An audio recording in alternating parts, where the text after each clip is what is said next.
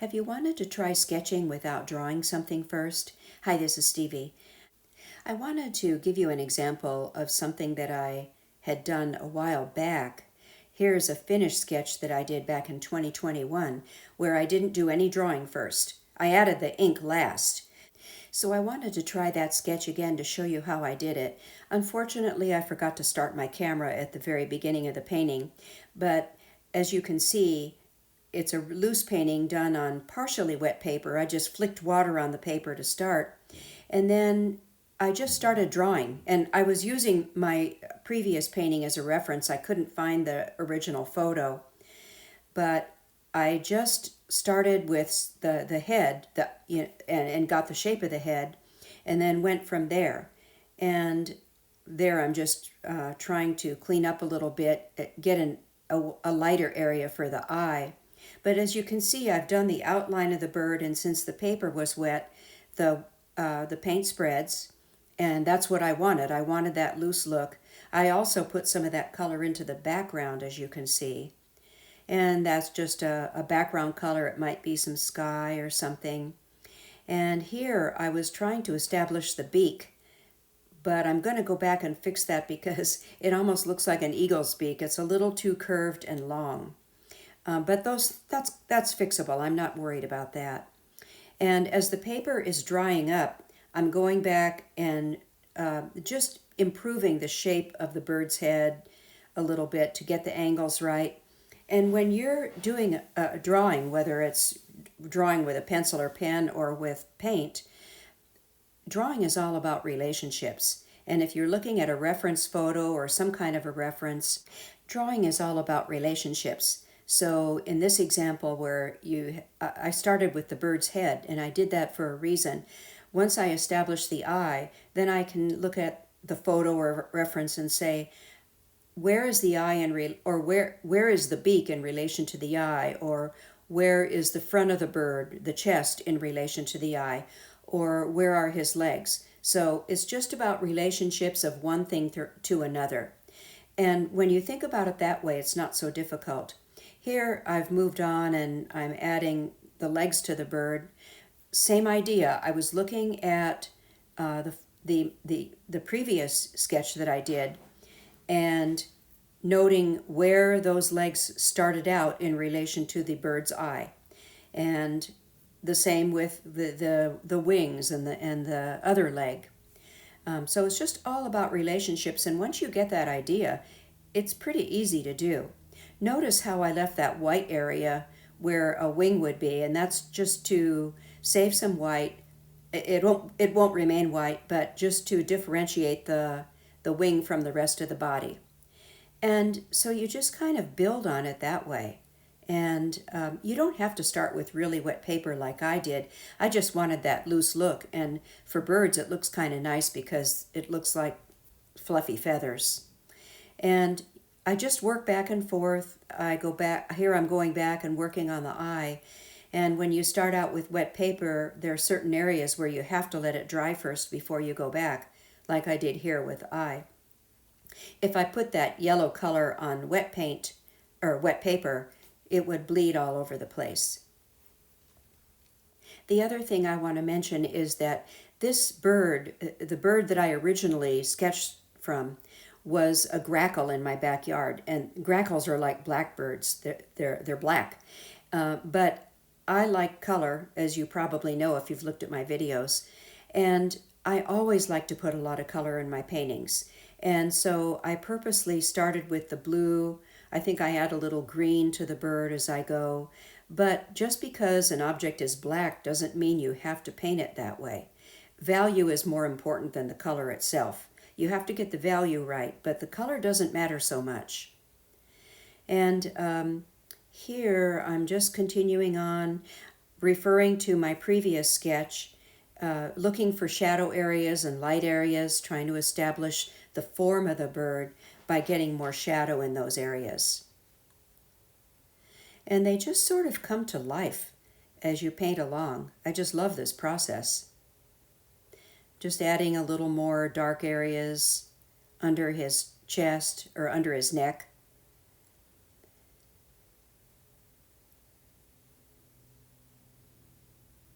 And the other thing I should mention is this is not an anatomical drawing of a bird.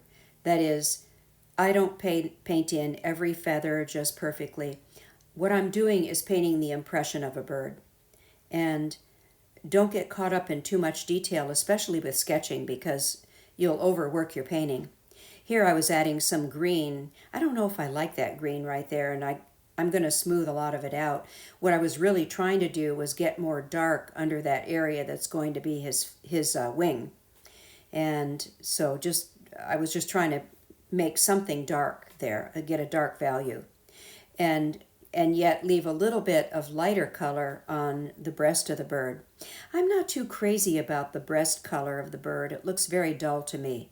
I sort of wish I had left that lighter, almost white, but too late for that now. So I just continue on, and I'll go back and make adjustments where I think I should.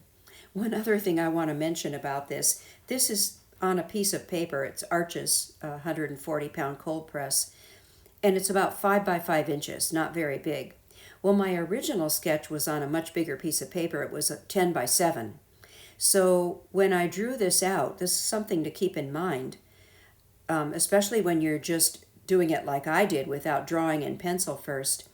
I didn't really allow enough room for the tail. I should have moved the bird more to the right so that I could get that longer tail in. The grackles have very long tails.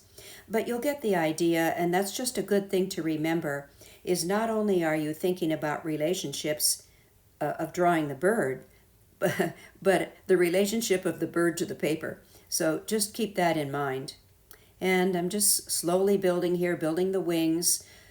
A little bit of the back wing shows as well. And on the tail of the bird, you won't really see this yet, but I'll call it out later. The tail has a light area right on the very top of the tail. What I've painted so far on the tail is the underneath side. Anyway, back to the wing. I just create little strokes to make it look like the feathers on the wing. Again, I'm not trying to make it perfectly correct, just giving the impression of a bird's wings.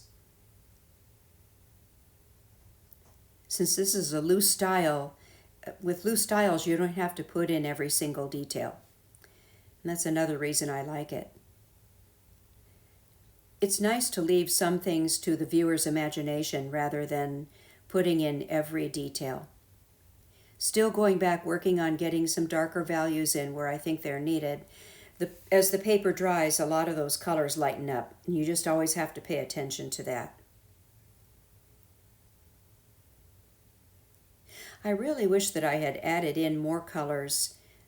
I don't know, all I see so far is blue and green, which is fine, but I kind of wish I had gotten something in there like a little bit of maybe alizarin crimson. And when you do this and just maybe have one practice one, play around with that. And I think I have some samples at the end of this video of things that I tried and didn't like. But it's always good to practice first on an old piece of paper to work out your colors before you get onto a good piece of paper. There I'm finishing the under part of that back tail. And then the highlighted part of the back tail I will do as negative painting. There we go.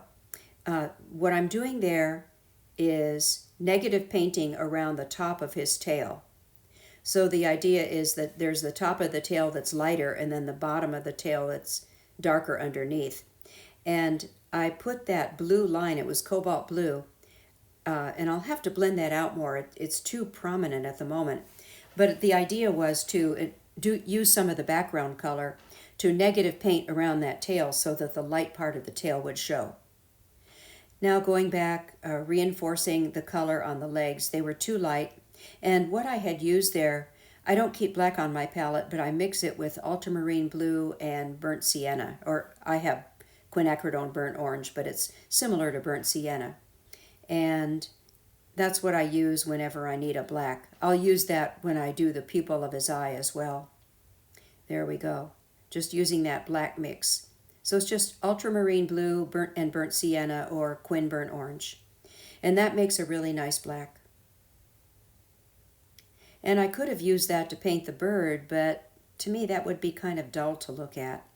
I just like more color.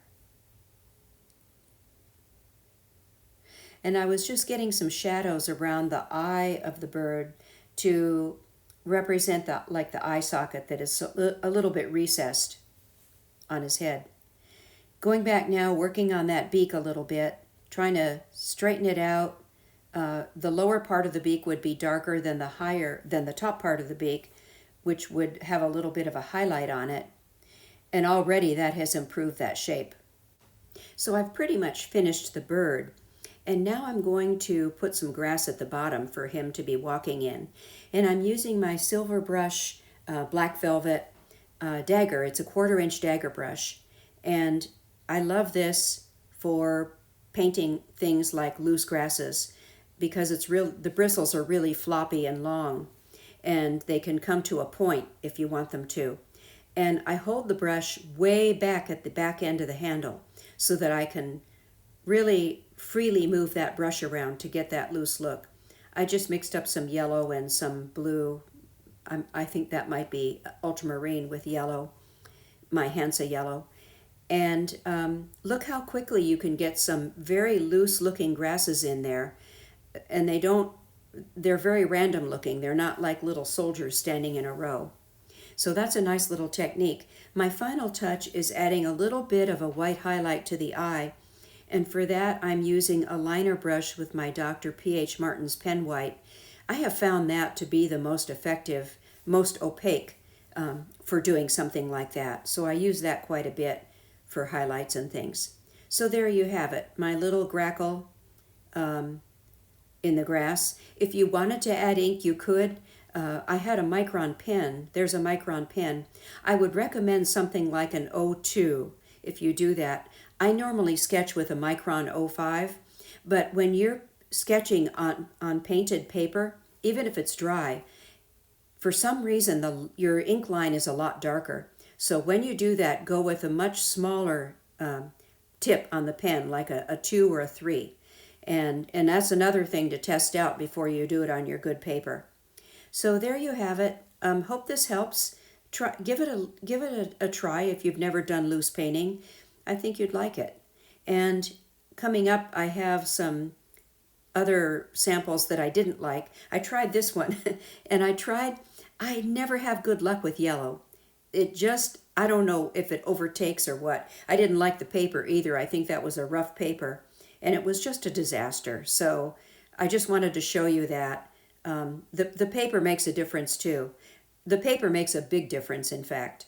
But I didn't like the rough paper. And then I tried another one on my Canson 140-pound watercolor sketch paper. It's out of my sketchbook. That's what I originally did it on when I did the other painting, but I couldn't get it to act the same way. So I just kind of gave up on that one. So I stuck with this, but I'd say give it a try on different papers, try a different subject. But this was a lot of fun to do. I hope you learned something, and thanks for watching.